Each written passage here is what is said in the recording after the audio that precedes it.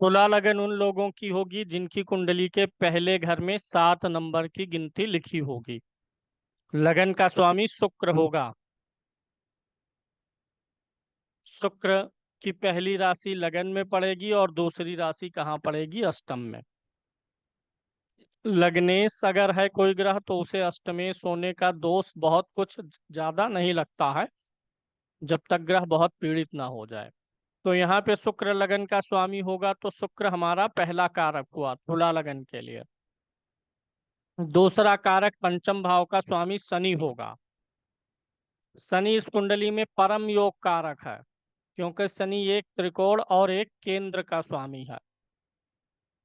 कोई भी ग्रह जो किसी एक केंद्र और त्रिकोण का स्वामी हो तो परम योग कारक।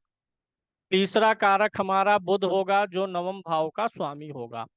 तो बुध शुक्र और शनि कारक हैं।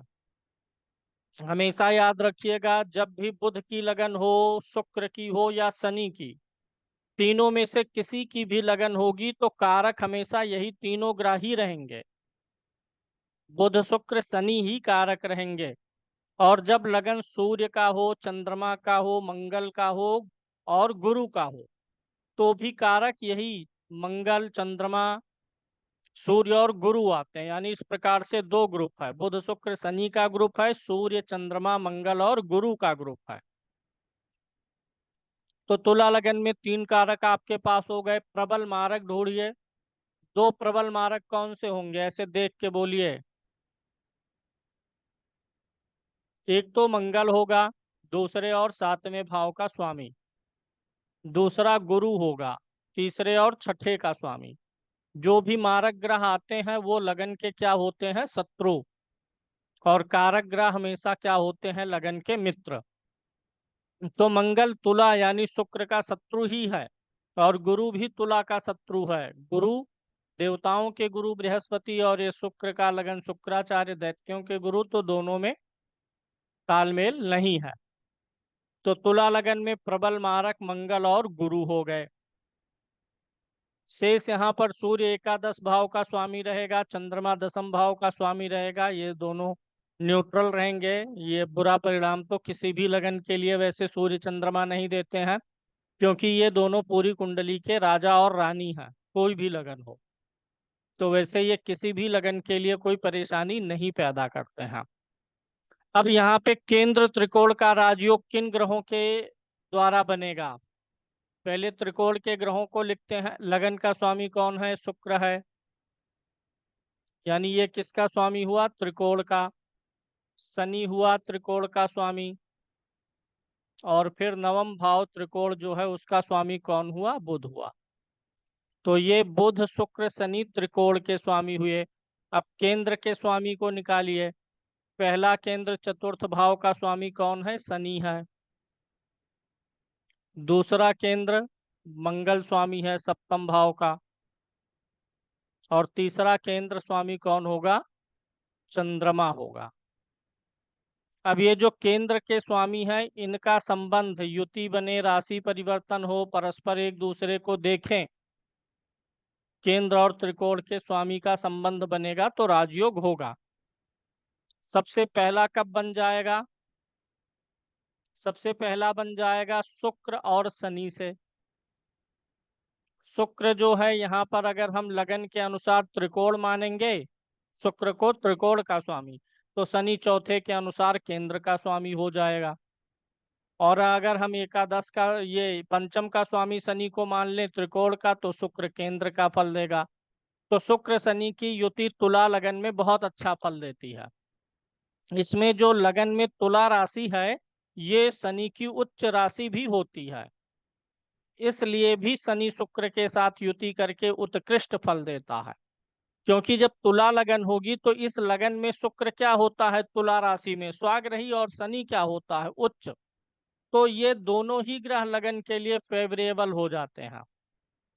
दूसरा कैसे बन जाएगा? शुक्र और बुध की युति से। बुध त्रिकोण का स्वामी होगा और शुक्र केंद्र का होगा।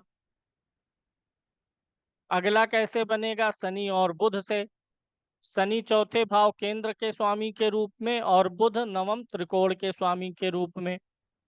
अब अगर हम यहाँ पर अन्य ग्रहों का निकालें, चंद्रमा और मंगल के साथ में, तो क्या होगा? अगर हम बुध और चंद्रमा का योग करें तो राजयोग बन गया। वैसे भी चंद्रमा दशमेश है और बुध नवमेश है। नवमेश और दशमेश का संबंध बहुत तगड़ा राजयोग देता है। धर्म कर्माधिपति योग बनाता है, धर्म और कर्म दोनों का योग हो जाता है। तो चंद्रमा बुध की युति से राजयोग बन जाएगा। दूसरा, अगर मंगल से लें तो मंगल केंद्र का स्वामी है सप्तम का और बुध नवम का। लेकिन यहाँ पे मंगल जो है लगन का मित्र नहीं है, तो यहाँ पे कोई खास राजयोग का असर नहीं आएगा। हाँ, धन के मामले में अच्छा होगा, क्योंकि मंगल धनेश भी है, द्वितीय भाव का स्वामी, और बुध भाग्येश है। भाग्य भाव का स्वामी जिसे साथ देगा उसकी वृद्धि ही होगी। ये भाग्य भाव का स्वामी बुध है, कैरियर वाले ग्रह के साथ बैठ जाए दशमेश के साथ तो कैरियर वृद्धि, लाभेश के साथ बैठ जाए तो लाभ, पंचमेश के साथ बैठ जाए तो बुद्धि बढ़ जाएगी, संतान सुख बढ़ जाएगा। यानी नवम का स्वामी जिस भावेश के साथ होता है उसका फल अच्छा हो जाता है। वहीं अगर हम ले लें शनि और चंद्रमा की युति तो विष दोष भी बन जाएगा और योग भी बनेगा। शनि त्रिकोण का स्वामी, चंद्रमा केंद्र का स्वामी, तो जो योग बनेगा वह धन और कैरियर में तो मदद करेगा, लेकिन विष दोष का जो अपना असर है, मानसिक अशांति, मानसिक पीड़ा, वेदना, असंतुष्टि, वो भी रहेगा। अगर आप कहीं भी देख रहे हैं कुंडली और भाव के अनुसार आपको अच्छा लग रहा है कि जैसे शनि परम योग कारक है, चंद्रमा केंद्र का है, तो केंद्र त्रिकोण का राजयोग बनेगा, तो ये राजयोग अपना असर अलग से देगा। राजयोग मतलब धन सुख समृद्धि, और शनि चंद्रमा के विष दोष का भी जो असर है वो भी मिलेगा, मानसिक पीड़ा, वेदना, विस्मृति, वो अलग से रहेगा। मंगल और शनि की युति से दोनों प्रबल शत्रु बनेंगे, इसलिए यहाँ पर योग नहीं बनेगा। ये तो दोनों परम शत्रु होंगे। हाँ, ये है कि शनि त्रिकोण का स्वामी है और मंगल धन का स्वामी है, तो यह युति भी धन में मदद करेगी। त्रिकोण का स्वामी जिस भावेश के साथ में संबंध में रहेगा उस भाव के फल को अच्छा करेगा, तो यहाँ यह फल अच्छा मिलेगा। अब यहाँ पर मंगल और गुरु क्या हो गए? मंगल गुरु मारक है। अब अगर इनको हम देखें मारक ग्रहों के रूप में, तो दूसरा एक और दृष्टिकोण बनेगा कि मंगल जो है यहाँ पे धन का भी स्वामी है। ऐसा नहीं है कि अगर कोई ग्रह मारक है तो धन नहीं देगा या वह हमेशा पीड़ा ही देगा। कोई भी ग्रह होगा पीड़ित होगा तभी पीड़ित करेगा। अब यहाँ पे अगर आप देखें चर लगन बनता है, चर लगन में एकादश भाव में बैठा हुआ ग्रह या एकादश भाव का स्वामी क्या होता है? बाधकेश होता है।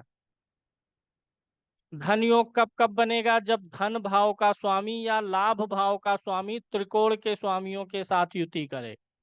लग्नेश, पंचमेश, नवमेश के साथ में द्वितीयेश या लाभेश का संबंध होता है तो धन योग होता है। अब आ जाते हैं ग्रहों के फल पे। लगन का स्वामी शुक्र है, अगर शुक्र लगन में ही बैठा है तो बहुत अच्छा फल करेगा। लग्नेश होकर के लगन में ही है, शुभ ग्रह भी है, तो यहाँ पे शुक्र के द्वारा क्या प्राप्त होने वाला है? मालव्य नाम का राजयोग। ऐसा शुक्र क्या करेगा? मालव्य राजयोग उत्पन्न करेगा। शुक्र कुंडली में अच्छा होना तो घर और गाड़ी वगैरह लग्जरी का सुख मिलता है। चौथा भाव थोड़ा गड़बड़ भी रहेगा तो भी शुक्र के अच्छे होने पर ये सुख मिल जाते हैं। शुक्र लगन में बहुत अच्छा फल करेगा। द्वितीय भाव में शुक्र कैसा फल करेगा? फल अच्छा ही करेगा, लेकिन शत्रु राशि में है तो उतना फेयर फल नहीं कर पाएगा। शत्रु के घर में होकर के फ्रीडम कम हो जाती है ना। तो शुक्र चूंकि अच्छा ग्रह है, लग्नेशी है, तो धन के लिए अच्छा करेगा, लेकिन फिर भी पूर्ण रूप से ओपनली नहीं कर पाएगा। फ्रीडम नहीं रहेगा धन खर्चा करने में, इकट्ठा करने में। शुक्र अगर तृतीय भाव में जाएगा तो व्यक्ति शारीरिक रूप से बहुत एक्टिव नहीं रहेगा। तृतीय भाव पराक्रम का है, छोटे भाई बहनों का है, पड़ोसियों का है, तो पड़ोसी अच्छे मिलेंगे, छोटी बहन का सुख मिलेगा। लेकिन वैसा ऐसा व्यक्ति बहुत पराक्रमी नहीं होगा, बहुत जुझारू नहीं होगा। एक होता है व्यक्ति परिस्थितियों से जूझ जाता है, उसको फर्क नहीं पड़ता कि जो है परिस्थितियां अनुकूल हैं कि प्रतिकूल हैं। तो जब क्रूर ग्रह तृतीय में रहता है ना, तो व्यक्ति जुझारू किस्म का अधिक रहता है। थोड़ा ज्यादा गर्मी ठंडक भी बर्दाश्त करके स्ट्रगल कर लेगा, मतलब उसकी शारीरिक क्षमता अधिक होती है। शुभ ग्रह होने पर शारीरिक क्षमता कम हो जाती है, थोड़ा वह फिजिकली बहुत एक्टिव नहीं रहता, आराम पसंद रहता है। तो यहाँ पर शुक्र अच्छा ही फल देगा कुल मिलाकर के। थोड़ा व्यक्ति जुझारू प्रवृत्ति का नहीं रहेगा। यही शुक्र चौथे में बहुत अच्छा फल देगा। अपने मित्र के घर में होगा, अपने भाव से चौथे में होगा। शुक्र पंचम में बहुत अच्छा फल देगा। शुक्र का फल छठे भाव में कैसा होगा, क्योंकि यहाँ पे भाव तो छठा पा रहा है लेकिन उच्च का हो रहा है। छठे भाव में जब भी लग्नेश छठे में आता है तो अच्छा नहीं होता है। ऐसा व्यक्ति स्वयं के साथ जो है कुछ ना कुछ गलत डिसीजन करके स्वयं की हानि करता है। और जब यह शुक्र यहाँ उच्च का होकर के रहेगा तो ऐसी संभावनाएं थोड़ी कम होंगी। लग्नेश होकर के आएगा तो ऐसी संभावनाएं कम है, लेकिन छठे भाव में है, विपरीत चीजों से ही इसे लाभ होगा। लग्नेश छठे भाव में आ गया है अगर, तो व्यक्ति को लगेगा कि अरे मुझे तो बड़ा मेहनत करना पड़ रहा है जीवन में, ये परेशानी आ गई जीवन में। वास्तव में वही जो परेशानी आएगी वही आपके लिए अच्छी चीजें लेकर के आ रही है। तुला लगन हो और शुक्र लग्नेश हो करके छठे में हो, रुकावट, बाधा, परेशानी, ये सब आपके जीवन में आती हैं और उन्हीं के पीछे सफलता भी आती है। यानी हर चीज आपको लड़ के पाना है, मेहनत करके पाना है, स्ट्रगल करके ही मिलेगा। लेकिन मिलेगा क्योंकि शुक्र उच्च का है। तो यहाँ पर अच्छा मान सकते हैं, थोड़ा मेहनत अधिक लेगा, श्रम अधिक लेगा। जैसे कोई 15 मिनट मेहनत करके जो चीज पाया वही यहाँ पर 30 मिनट के मेहनत के बाद मिलेगा, लेकिन उस 15 मिनट वाले से बेहतर परिणाम मिलेगा।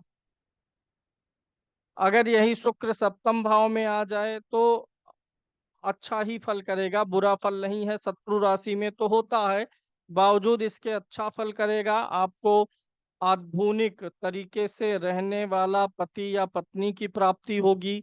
वैवाहिक जीवन भी अच्छा रहेगा, दाम्पत्य अच्छा रहेगा, जीवन में प्रेम को आप समझने वाले रहेंगे।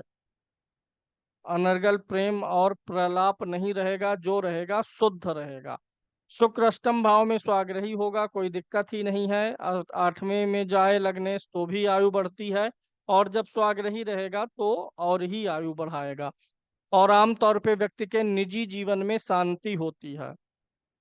कोई ऐसी स्त्री हो जिसके अष्टम में कोई क्रूर ग्रह हो, मंगल हो, सूर्य हो, शनि हो, राहु हो, केतु हो, तो उसकी अपने सास, ननद या ससुराल में किसी न किसी से बड़ा उलझन रहता है, मन ही मन उससे दुखी रहेगा। यानी जिन स्त्रियों के अष्टम में क्रूर ग्रह होता है, वो कहीं ना कहीं उनके मन में सास के प्रति, ननद के प्रति या किसी के प्रति, विशेष रूप से किसी स्त्री के प्रति ससुराल में उनके मन में दुख रहता कि ये हमको बड़ा पीड़ित कर रही हैं। अगर शुक्र नवम भाव में जाएगा तो बहुत अच्छा फल करेगा, दसम में अच्छा, एकादश में भी अच्छा। तुला लगन में द्वादश का शनि सबसे ज्यादा गड़बड़ है। यानी यहाँ अंततः एक भाव तुला लगन में शुक्र का 12वां भाव है जो बहुत बुरा है। तुला लगन में शुक्र 12 में जाएगा, नीच का होगा। चरित्र पे पहली समस्या आएगी। विवाह भी हुआ होगा तो दूसरी स्त्री की कामना रहेगी कि एक विवाह है, एक और कर लेते हैं। दो स्त्रियों की कामना रहेगी कि एक जो है बेलन से मारे तो एक झाड़ू से मारे। तो यहाँ पे अगर शुक्र तुला में 12 में जाता है तो पहला तो विवाह के लिए या दाम्पत्य के लिए भी गड़बड़ी करता है।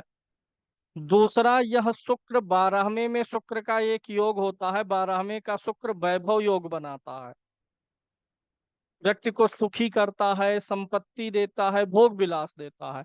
लेकिन जब यही नीच का रहेगा, कोई भी ग्रह अच्छा होकर के ऊर्जा का सकारात्मक इस्तेमाल देगा तो नीच का होकर के उसी की ऊर्जा नकारात्मक रूप से जीवन में आएगी। शुक्र 12 में है, उच्च का है, भोग योग बना रहा, तो आप क्या करेंगे? अच्छी गाड़ी खरीद लेंगे, घूमने जाएंगे, फिरने जाएंगे, सोना चांदी आभूषण खरीद लेंगे, जो आपके काम की चीज रहेगी, जो आपको, परिवार को, जीवन को आराम दे और आगे उसका वैल्यू भी रहे। लेकिन जब वही नीच का होगा ना, तो व्यक्ति व्यसन करेगा, शराब ज्यादा पी लेगा, सिगरेट में ज्यादा जाने लगेगा, मतलब आचरण बिगाड़ने को उसे लगेगा कि भोग है, विलास है। तुला लगन में 12वें का शुक्र शराब, सिगरेट, व्यसन ये सब देता है, और उसको एक बार जीवन में चीजें जो मिलती हैं उसके छिन जाने की संभावना भी रहती है। तुला लगन में शुक्र 12 में है, नीच का है, व्यक्ति घर बनवा लिया, पता चलेगा इस पे खतरा रहेगा कि 10-15 साल बाद ऐसी परिस्थिति आ जाए घर बेचना पड़ जाए। यानी मिली हुई चीजें जिसका तुला लगन में शुक्र 12 में होगा तो उनको ज्यादा समझाना पड़ेगा कि भैया सही से रहिएगा, नहीं तो चीजें आप आज अच्छी जिंदगी जी रहे हैं, इतनी ही विपरीत जिंदगी आ सकती है। शुगर का पेशेंट हो सकता है, और भी जैसे जीवन में एक बार कोई ना कोई बड़ी बीमारी का संकेत भी आएगा। आंखें गड़बड़ हो जाए, बहुत ज्यादा शुगर बढ़ जाए, और ब्रेन हेमरेज हो जाए, फालिज लग जाए, तो चूंकि लग्नेश है ना, लग्न से ही पूरा स्वास्थ्य बनता है, और 12वें में नीच का है तो सेहत भी खराब करेगा। अब इसमें कोई, राकेश शर्मा जी, कोई बड़ा साइंस नहीं है। जैसे अभी मैं बताया कि कोई भी ग्रह नीच का होता है तो उसकी ऊर्जा का क्या हो जाता है? गलत इस्तेमाल। तो शुक्र जब यहाँ नीच का होगा और व्यक्ति ड्रिंकिंग, स्मोकिंग, व्यसन में जब पड़ेगा, तो आज व्यसन करेगा तो 4-6 साल बाद असर आएगा सेहत पे कि नहीं आएगा? अपने आप आएगा। तो वही है, शुरुआत में तो गलत तरीके से भोग देगा, फिर उन्हीं भोगों के कारण बाद में रोग हो जाएगा। तो सबसे निगेटिव है यहाँ पे शुक्र। वजन के बराबर वस्तु का दान, शुक्र का जप, ये सब जरूरी है, स्टोन नहीं देना रहेगा। द्वितीय भाव का स्वामी मंगल होगा, लगन में आएगा तो भले ही शत्रु राशि में है, लेकिन लगन में बैठा है तो अच्छा फल तो देना पड़ेगा इसे। लेकिन कुंडली मांगलिक होगी, व्यक्ति क्विक टेम्पर होगा, स्त्रियों के प्रति निष्ठुर होगा। हमेशा याद रखिएगा, जो ये शुक्र की राशि है, वृषभ और तुला, इसमें मंगल के आने से व्यक्ति स्त्रियों के प्रति निष्ठुर होता है। निष्ठुर मतलब उस वो सम्मान नहीं कर पाता है स्त्रियों का, सिर्फ अपने मतलब के लिए जो है स्त्रियों के प्रति उसकी मोह माया रहती है।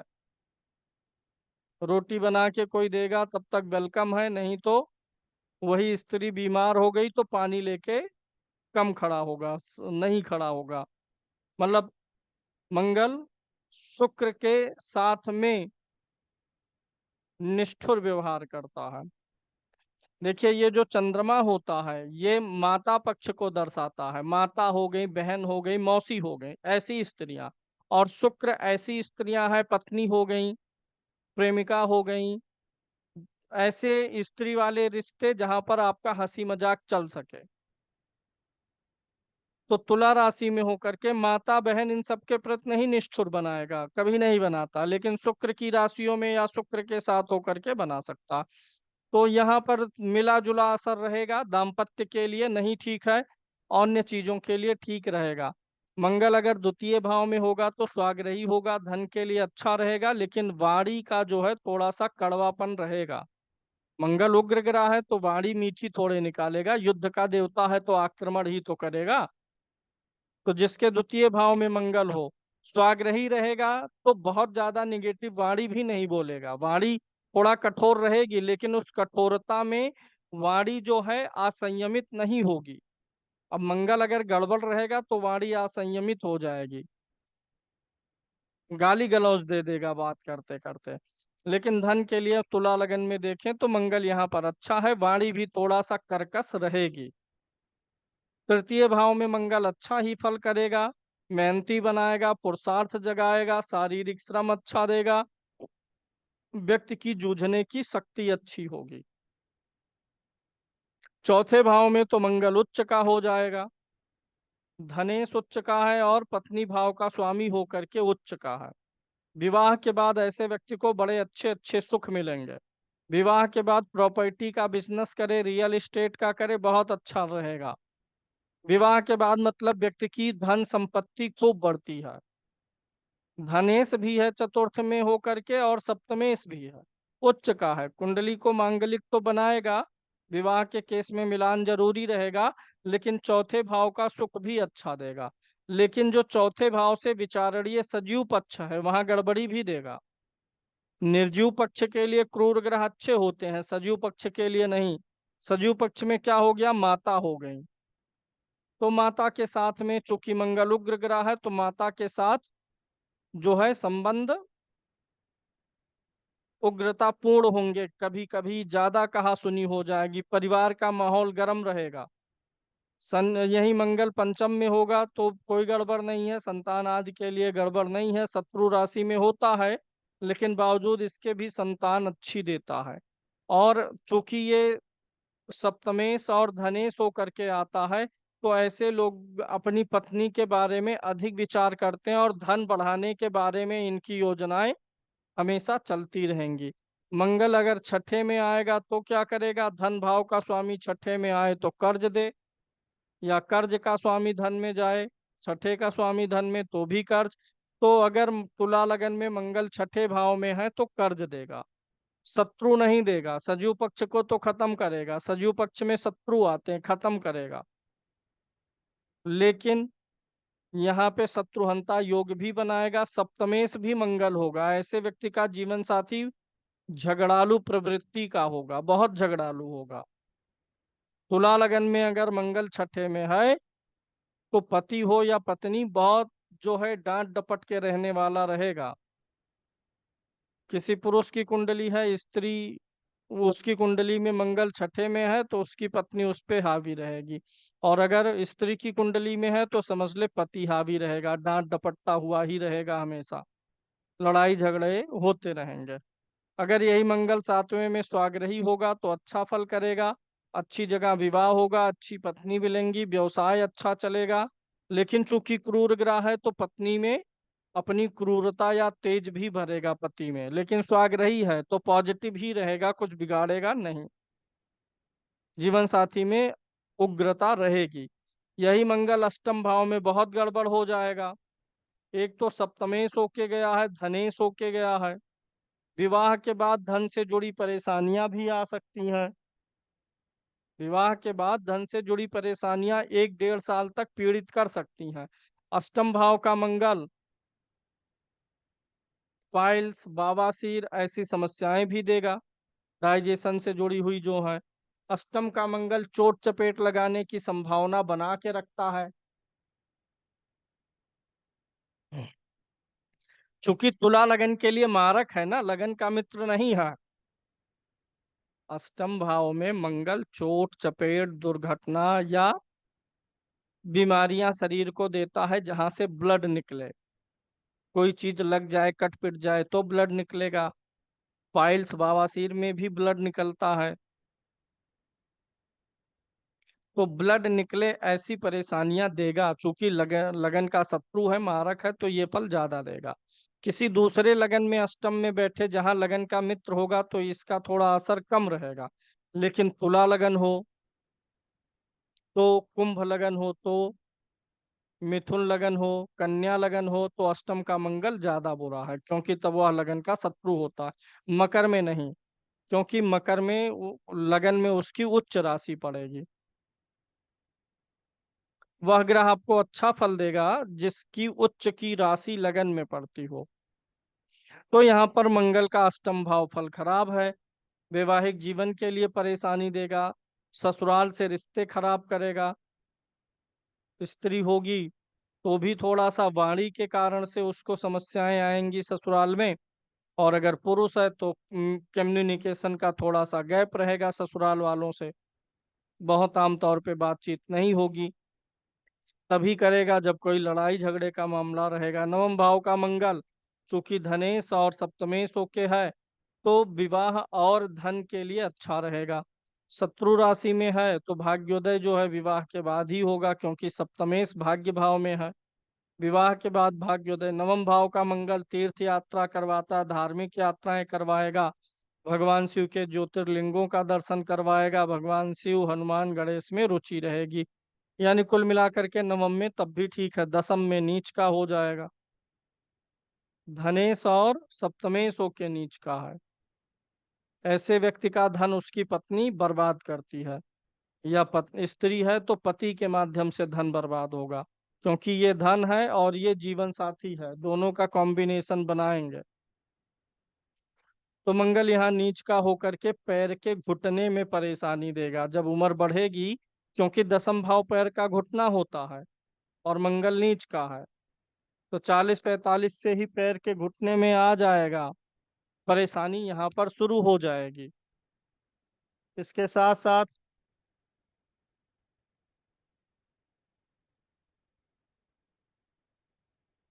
मंगल अगर दसम भाव में है तो कर्म का भी भाव यही है, यानी कैरियर वगैरह में भी कई बार अपमानजनक स्थितियां आएंगी। दसम भाव में नीच का ग्रह हो तो कैरियर में कई बार अपमानजनक स्थितियों का सामना करना पड़ सकता है, उतार चढ़ाव रहेगा, नौकरी की स्थिरता में थोड़ी सी शंका रहेगी। और ये पत्नी भाव है या पति भाव है, दसम में है, तो ये कौन सा भाव है? कर्म भाव। आपके जीवन साथी का आपके कर्म क्षेत्र में दखल रहेगा, क्योंकि ये जीवन साथी है, ये कर्म है, उसका स्वामी आके बैठा है।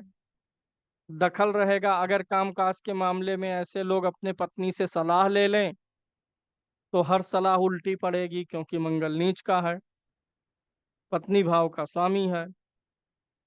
मंगल यहाँ नीच का है, तो अगर पत्नी से या पति से सलाह लिए तो काम गड़बड़ हो जाएगा।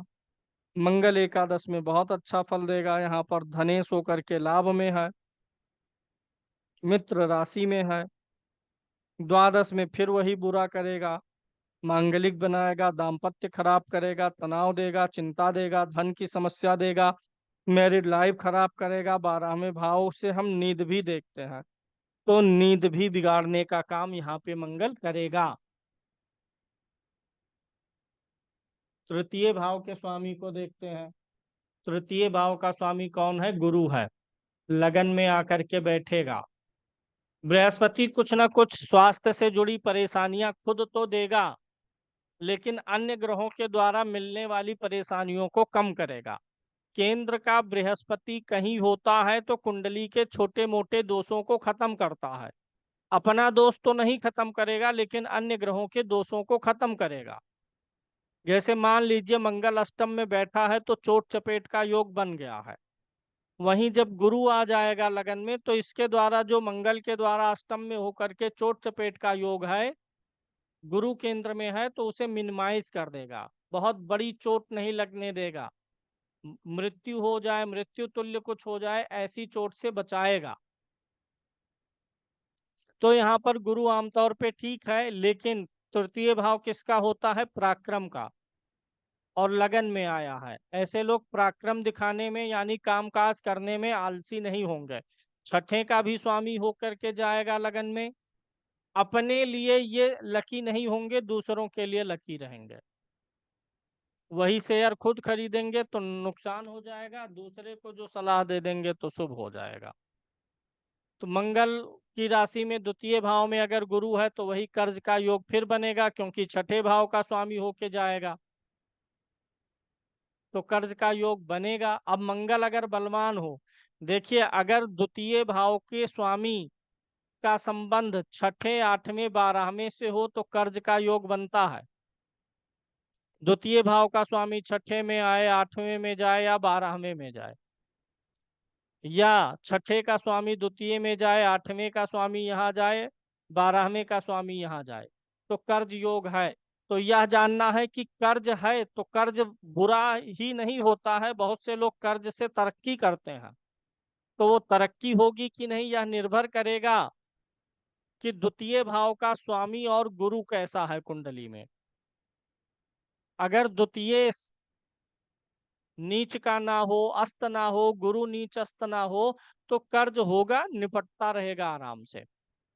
तृतीय भाव का स्वामी गुरु तृतीय भाव में अच्छा फल करेगा, क्योंकि स्वाग्रही होगा।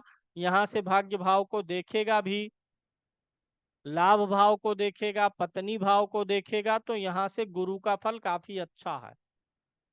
यही गुरु का सबसे बुरा फल कहाँ हो जाएगा? चतुर्थ भाव में, क्योंकि चौथे भाव में गुरु क्या होगा? नीच का होगा और खस्टेश होगा। अब ध्यान से समझिएगा कि कैसे फल निकाला जा रहा है वंदना जी।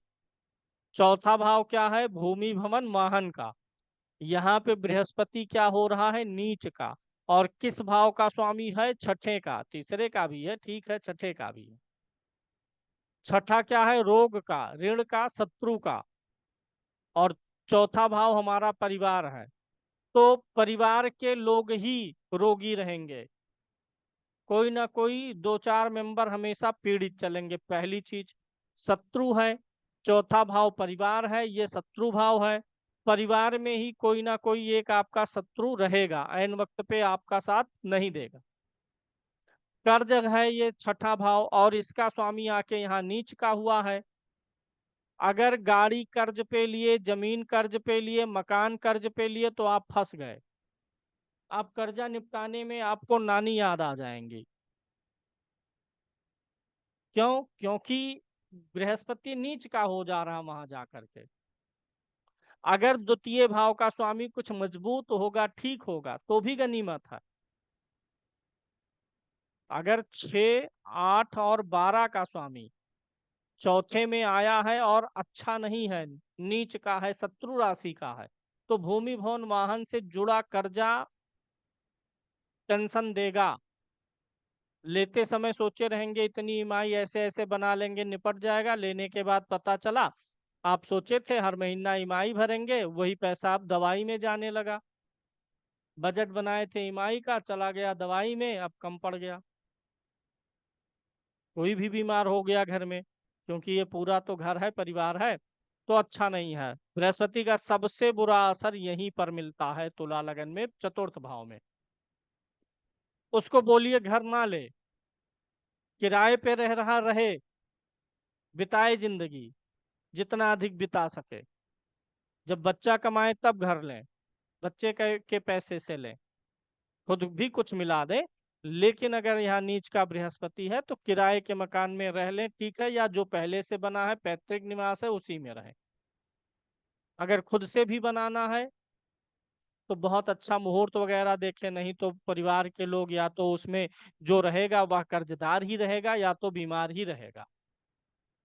अगर यहाँ पर बृहस्पति पंचम भाव में है, ठीक है, कोई दुष्प्रभाव नहीं है, बुद्धि अच्छी करेगा, संतान वगैरह ठीक है, दृष्टियां भी अच्छी ठीक है। छठे भाव का भी बृहस्पति अच्छा ही रहेगा, स्वाग्रही रहेगा। शत्रुहंता योग नहीं बनाएगा, लेकिन शत्रु बनाएगा भी नहीं। बनेगा ही नहीं शत्रु, तो हंता कैसे होगा? जब से जिसके शत्रु होंगे उसी के लिए जरूरी है। तो छठे का बृहस्पति शत्रुता करने में ही, क्योंकि बृहस्पति क्या है? व्यक्ति का ज्ञान है, विवेक है। तो जिसके पास ज्ञान और विवेक है, वह शत्रुओं को ज्ञान और विवेक से पराजित करेगा। यानी ज्ञान और विवेक का इस्तेमाल करेगा और किसी से शत्रुता ही नहीं करेगा। किसी से कहा सुनी लड़ाई हो गई, तो अपने ज्ञान और विवेक के बल पे उसको समझा के शत्रुता वहीं खत्म। अगले को समझा देगा कि हम लोग झूठे लड़ रहे हैं, इसमें कोई वजह है नहीं। हाँ, उसको आभास करा देगा, हाँ कोई बात ही नहीं है कि हम लोग झूठे लड़ रहे हैं। अगर यहाँ पर है बृहस्पति, तो ठीक है, शुभ ग्रह है, लगन को देखेगा, लेकिन फिर वही हो गया, छठे का स्वामी सातवें में। झगड़ालू जीवन साथी के लिए तैयार रहिए। बृहस्पति क्या है? ज्ञान है।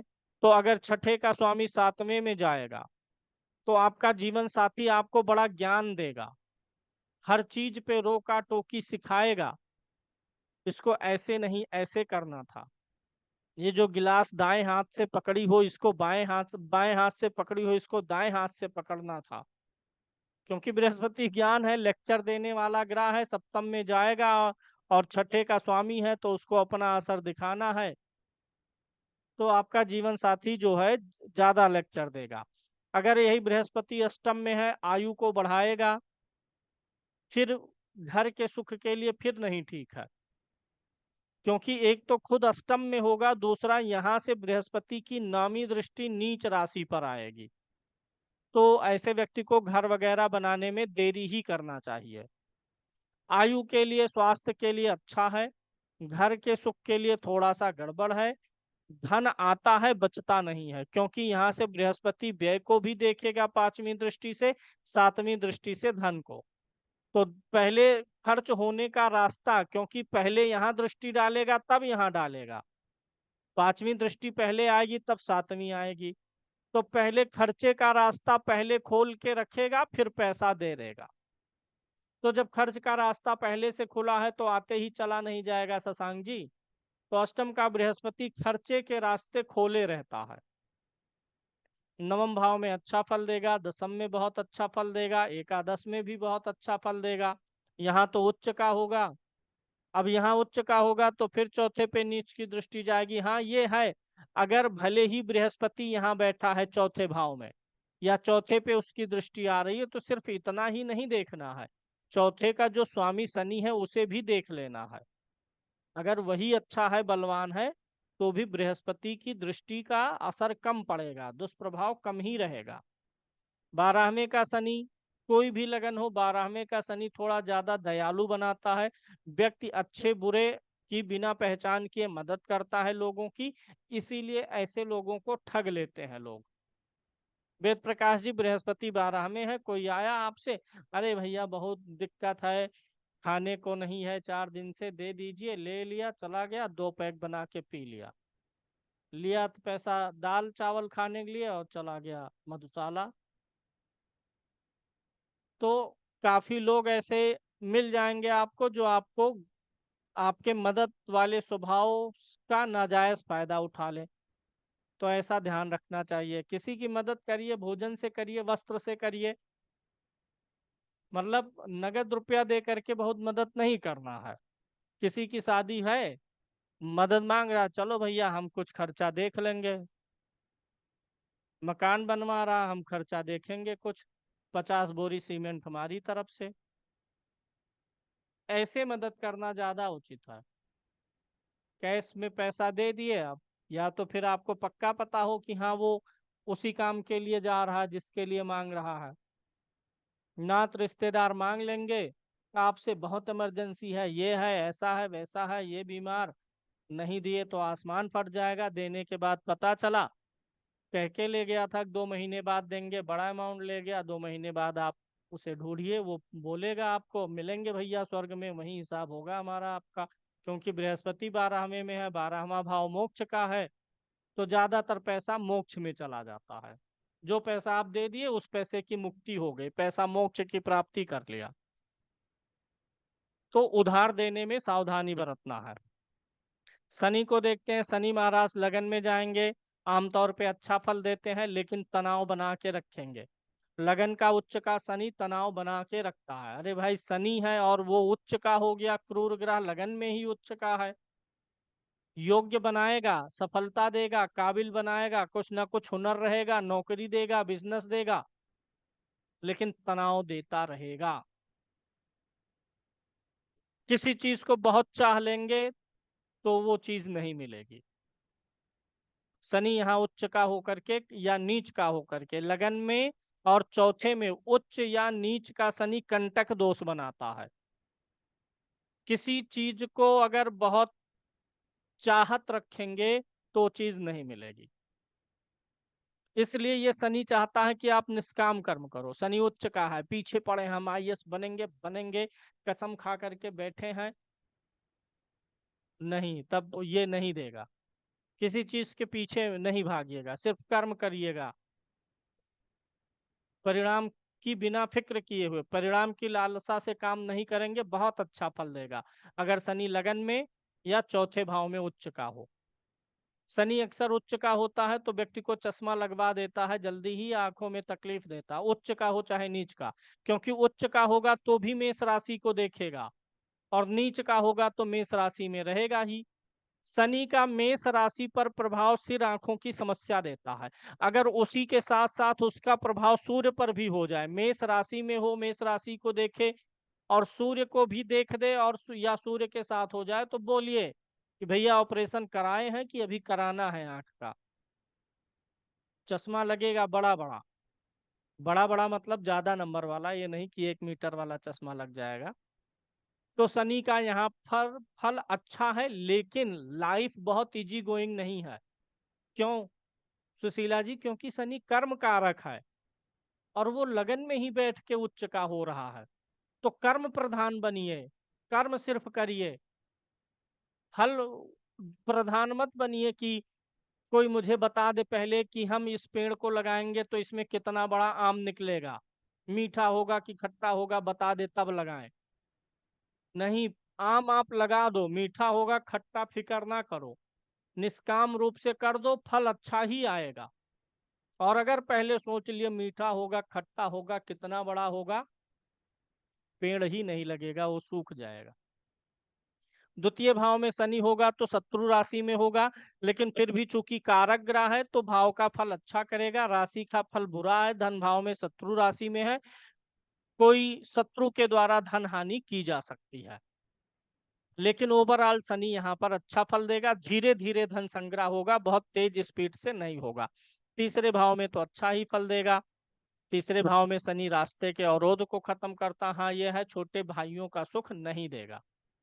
और चौथे में शनि स्वाग्रही, पूछना ही क्या है, घर रहेगा, गाड़ी रहेगी। शनि चौथे में है तो जो भी गाड़ी देगा मजबूत गाड़ी देगा।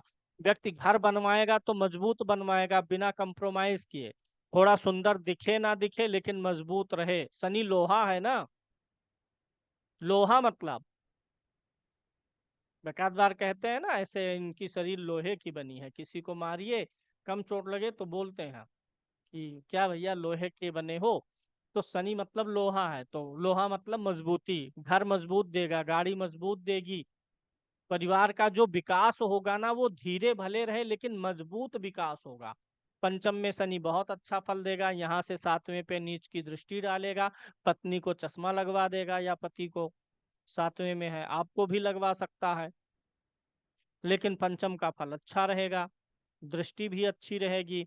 छठे भाव का शनि फिर वही है, क्या है, चतुर्थेश होकर के है, तो भूमि भवन वाहन से जुड़ा लोन ईएमआई रहेगा, लेकिन कोई टेंशन वाली बात नहीं है। क्योंकि गुरु की राशि में है, नीच वगैरह नहीं होगा, पीड़ित वगैरह नहीं होगा।